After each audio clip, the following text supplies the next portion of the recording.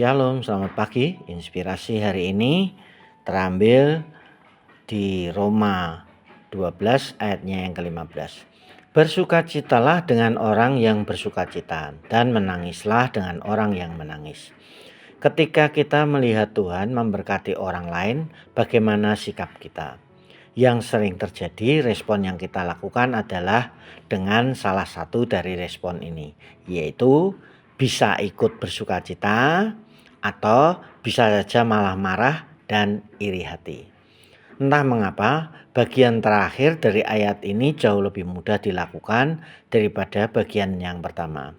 Lebih mudah menangis dengan mereka yang menangis. Tetapi jauh lebih sulit ikut bersukacita ketika kita melihat seseorang mengalami keberhasilan. Malah kadang kita merasa terintimidasi karena keberhasilan seseorang dan membuat kita tidak suka akan hal itu. Itu karena kita berpikir, mengapa Tuhan lebih memperhatikan orang lain ketimbang diri kita. Itu karena kita berpikir, mengapa Tuhan lebih mengasihi orang lain ketimbang kita. Tuhan sendiri mengajar kita untuk memberi dengan sukacita. Apakah kita sulit bersukacita ketika orang lain diberi berkat oleh Tuhan?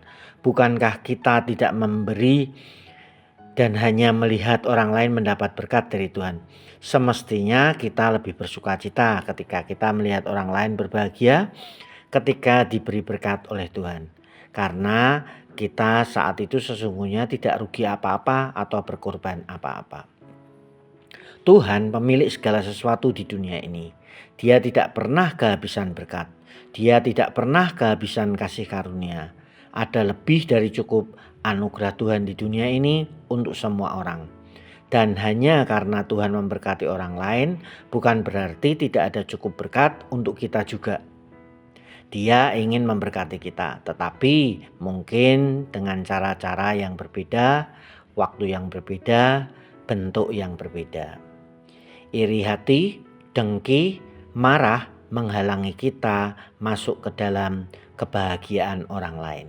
Akibatnya kita tidak bisa menikmati banyak hal dari Tuhan yang terjadi atas hidup kita di dunia ini.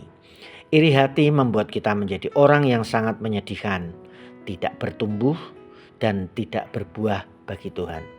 Sebagai contoh terjadi dalam perumpamaan tentang para pekerja kebun anggur dalam Matius 20. Pemilik kebun anggur mempekerjakan beberapa pekerja di pagi hari, siang hari, dan yang lainnya petang hari. Namun pemilik anggur membayar mereka semua dengan upah yang sama, 1 dinar. Para pekerja yang bekerja dari pagi hari dan siang hari mengira mereka mendapat lebih, tetapi ternyata sama, yaitu 1 dinar. Mereka merasa telah ditipu. Ketimbang menikmati upah yang mereka terima, mereka memilih bersungut-sungut, marah kepada pemilik anggur, dan iri hati kepada pekerja yang lain. Sangatlah tepat kalau kita memilih untuk bersukacita atas kebaikan Tuhan kepada orang lain. Mengapa? Karena kita pun dapat selalu bersukacita, karena kita dapat menikmati apa yang sudah kita terima dari Tuhan. Karena pasti ada hal-hal baik yang selalu terjadi pada seseorang, begitupun juga sudah terjadi kepada kita. Mari kita berdoa. Kami bersyukur ya Tuhan atas hal-hal yang baik terjadi kepada semua orang. Karena hal yang sama juga sudah terjadi dalam hidup kami. Biarlah hal ini membuat kami senantiasa dapat bersukacita, bersyukur bersama orang lain atas kebaikan yang Tuhan sudah lakukan buat kami semua. Biarlah hari ini juga kami sadari sehingga tidak ada alasan apapun bagi kami untuk menjadi marah, iri hati, menyalahkan pihak lain, bahkan dengki satu dengan yang lain atas kebaikan-kebaikan kemurahan Tuhan kepada kami. Amin. Selamat pagi, selamat beraktivitas. Tuhan Yesus memberkati kita.